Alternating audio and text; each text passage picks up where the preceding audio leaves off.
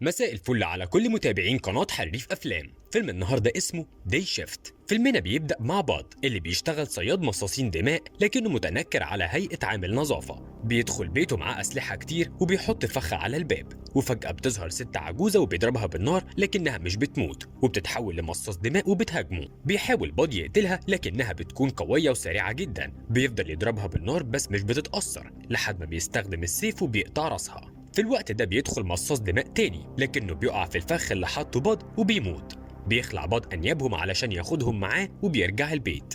بعد كده بنشوف زعيمة مصاصين الدماء وهي بتعذب واحد تاني علشان تستحوذ على ممتلكاته، وبتكون متنكرة على هيئة مديرة أعمال واسمها أودري. بيرجع باد البيت وبياخد دش بعد معركته مع مصاصين الدماء وبينزل عشان يقابل بنته ويخرجها. بيروحوا مع بعض يشتروا آيس كريم وبتكون علاقتهم حلوة جدا. بعد كده بياخد بنته وبيرجعها لبيت مامتها جيس، وبنعرف إن باد وزوجته منفصلين، وبتقول له جيس إنها هتبيع البيت وتسافر لبلد تانية مع بنتها، وده لأنهم مش معاهم فلوس يعيشوا بيها هنا. فبيطلب منها باد إنها ما تاخدش بنته بعيد عنه، وبيقول لها اديني أسبوع واحد وهوفر لك المبلغ اللي محتاجاه. بيروح باد لمتجر غريب شوية وبيعرض على صاحب المكان أنياب مصاصين الدماء، وبيقول له إنه هيشتريهم منه بس بمبلغ قليل. فبيقول له باد إن سعرهم أكتر من كده بكتير في الاتحاد، لكنه عامل مشاكل معاهم ومش هيقدر يبيعهم هناك. فبيقول له صاحب المتجر انه هيديله فلوس اكتر مقابل الحذاء بتاعه لانه عاجبه جدا. فبيضطر يوافق، وبيفضل محتار هيعمل ايه عشان يجيب باقي مصاريف بنته وما تسافرش وتفضل جنبه.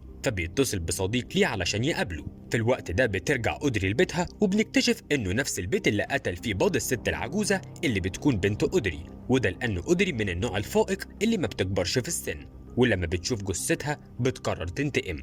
بيقابل باد صديقه بيج جون وبيحكي له قصته، وبيقول له انه محتاج يرجع للاتحاد تاني عشان يعرف يصطاد مصاصين الدماء ويبيع انيابهم بسعر كويس. فبيقول له بيج جون انه هيساعده، وبيروحوا مع بعض المكان الاتحاد. بيتكلم بيج جون مع رئيس الاتحاد اللي بيرفض رجوع باد، وبيفكروا بالمخالفات اللي ارتكبها ايام زمان، لكنه بيطلب منه يديله فرصة أخيرة. وبيوافق الرئيس بعد ما قرر يعين معاه شخص يراقبه عشان لو ارتكب أي مخالفة. بيبدأ باد يجهز للعملية الجديدة، وبيجي الشخص اللي هيراقبه وبيكون اسمه سيس. بيحضر باد الأسلحة وبيساعده سيس، وبنعرف إنه شخص مثقف ويعرف كتير عن مصاصين الدماء. ولما بيخلصوا حاجتهم بيخرجوا عشان يبدأوا رحلتهم في الصيد. بيوصلوا للمكان اللي فيه مصاصين الدماء، وبيقول له باد يفضل في العربية ما يتحركش منها، بس سيس بيرفض وبيقول إن الأوامر إنه يتباعوا في كل مكان، لكن بيرفض باد وبيسيبوه يمشي. في الوقت ده بتيجي أودري للمتجر اللي باع فيه باد الأنياب، وبتهدد صاحب المتجر لو ما اعترفش مين باع له ناب بنتها. بنرجع تاني لباد وهو في صالة البولينج، وبيشوف قدامه مصاصين الدماء، فبيقتلهم وبيبدأ يجمع أنيابهم، لكن بيهجم عليه واحد تاني منهم وبيحاول باد يهرب منه. في نفس الوقت بيتصل مدير الاتحاد بسيس وبيعرف منه إن باد دخل للمكان لوحده، فبيقول له يدخل وراه وما يفارقهوش وإلا هيرفده. بيدخل سيس وبيشوف باد وهو مشتبك مع مصاص الدماء، فبيساعده وبيديله السلاح وبيقتل باد مصاص الدماء أخيرا. بيخرجوا من المكان وبيكون سيس مرعوب من اللي حصل وبيعملها على نفسه، فبيحاول باد يهون عليه وبيقول له ده طبيعي لأنها أول مرة ليك. بيوصلوا باد لبيته وبيقول له إنه لازم يستحمى عشان يتخلص من آثار مصاصين الدماء. وبيكتشف باد إن سيس نسي مذكرته في العربية، فبيقراها وبيشوف المخالفات اللي كتبها عنه.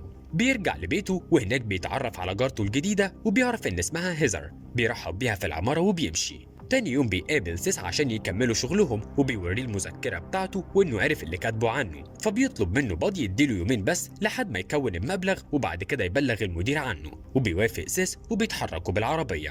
بيروح للمتجر الغريب مرة تانية عشان يشتري منه أسلحة، لكنه بيتفاجئ إن كل اللي هناك مقتولين، وبيلاقي اسمه مكتوب بأنياب صاحب المتجر، فبياخد الأسلحة وبيمشوا. بيرجع باد لبيته بيشوف جارته الجديدة بتتكلم مع شخص غريب، فبيشك إن في حاجة. وتاني يوم بينزل مع سيس عشان يصطادوا، وفي الطريق بيقابلوا شخصين اسمهم نازريان، وبيكونوا صيادين مصاصين دماء محترفين. بيعرضوا على باد يجي معاهم مهمة وهيقسموا الفلوس مع بعض، وبيوافق. بيروحوا لمكان وبيلاقوا شخصين قاعدين بيلعبوا وبيطلعوا مصاصين دماء وبيقتلوهم. بيظهر واحد تالت وباد بيقتله، وفجأة بيكتشفوا إن المكان مليان مصاصين دماء وبيظهروا من كل حتة. بيقتل باد كل اللي بيجي قدامه، وبيكونوا الاخوين نازيريان بارعين جدا وبيتعاملوا معاهم اكنهم في لعبه. بتهجم على سيس واحده منهم وبيكون مرعوب وبيعملها على نفسه تاني لحد ما بينقذوا الاخوين نازيريان وبيقدروا يتخلصوا منهم كلهم. بيجمعوا الانياب وبعدها بيسيبوا المكان وبيمشوا. بيتجه باد لبيت زوجته علشان يودي بنته لعيد ميلاد صاحبتها، وهناك بيتصل بشخص وبيعرفه انه هيقتل عيلته. فبياخد باد بنته عشان يتحركوا من المكان بسرعه، وبيتفاجئ انهم مصاصين دماء وبداوا يطاردوه. بيظهر شخص منهم لكن بيقتلوا باد بسهوله، وبيخلي بنته تلبس السماعات عشان ما تحسش بالمطارده.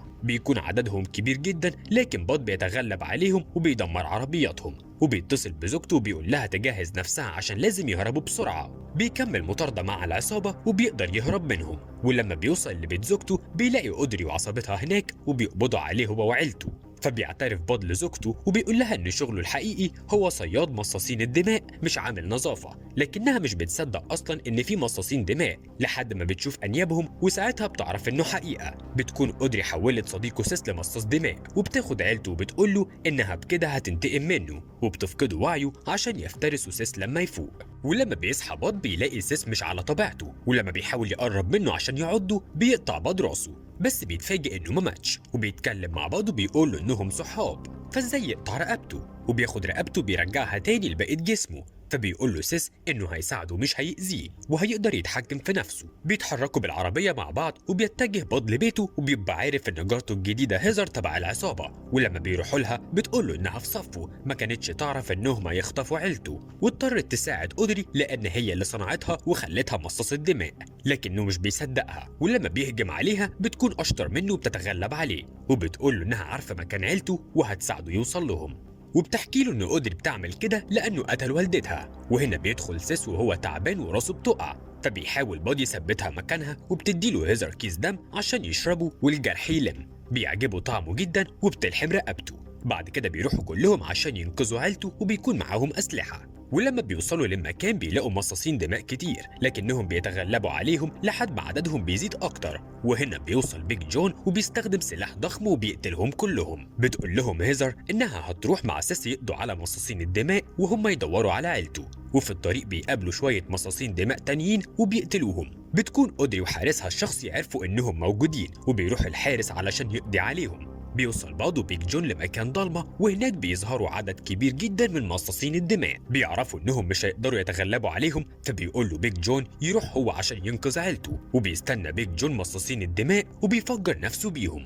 في الوقت ده بيوصل حارس اودري وبيهجم على باد، بس بتيجي هيزر ومعاها سيس وبيهجموا عليه، وبيطلبوا من باد يمشي عشان يلحق عيلته. بيوصل للمكان وبيطلب من اودري تسيب بنته ومراته، لكنها بترفض وبتأذيهم. فبيضربها باد بالرصاص لكنها مش بتموت بالسهولة دي، فبتهجم عليه وبتوقعه على الأرض، وبيحاول يتغلب عليها لكنها أقوى منه بكتير وما بيقدرش. بتروح تقومه من على الأرض عشان تعضه من رقبته ويتحول زيها، لكن بتيجي مراته وبتغرس في قلبها رمح، بس برضه بتفضل عايشة. في نفس الوقت بيبقى سيس وهيزر في معركتهم مع الحارس، وبيتغلب عليهم هما الاتنين وبيمسكهم يخنقهم، بس بيمسكوا دراعه وبيشدوه جامد لحد ما بيقطعوا ايديه الاتنين. بتقرب اودري من زوجته عشان تقتلها، لكنه بيمسك سلاحه وبيضربها في راسها بالرصاص، فبتقول له انه مفيش حاجه هتقدر تنهي حياتها، وبتجري ناحيته عشان تقضي عليه، بس فجاه بتقف في مكانها. وبنكتشف ان باد كان حاطط نفس الفخ اللي استخدمه في اول الفيلم، وانها لما قربت منه راسها اتقطعت، وبكده يبقى قدر يتغلب عليها بذكاء وانقذ عيلته. بيخرج معاهم وبيشوفوا سيس وهيزر وبيقول لهم انهم طيبين. ولما بيطلعوا من المكان بيلاقوا المدير موجود وبيوبخهم لانهم دمروا المكان وما حافظوش على سريه شغلهم، وهدد باد انه هيرفدوا لانه خالف قوانين كتير جدا كالعاده. لكن المره دي سيس بيدافع عن باد بحجج قويه جدا وواجه المدير، لدرجه ان المدير ما قدرش يرفد باد. اما سيس اتمسك بوظيفه الصياد اللي كان خايف منها في الاول، ورفض يرجع لشغل المكتب تاني. بيرجع باد لعيلته وبيقول لزوجته انه عاوز يرجع لها تاني، بتوافق بس بشرط انه ما يخبيش عليها حاجه تاني، وبيستعدوا لحياتهم الجديده مع بعض.